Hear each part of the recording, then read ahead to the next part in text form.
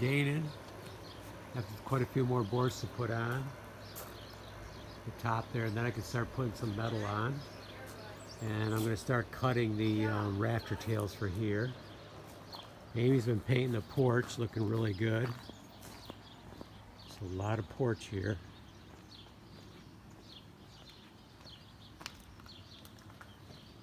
It's ready to start this morning. And we didn't realize it, but you're not supposed to walk on it for like 72 hours. Well, you can walk on it with light traffic before that. But I guess we're playing it safe and we're not going to walk on it at all. Because once we take off today, it'll have plenty of time. I might try to get my chains down a little later, or maybe I'll just leave them up for now. It's looking good. This is a major project, this porch. It's ongoing too, because there's lots of ceiling to paint yet. And then we have all this ridge too, but definitely looking much, much better.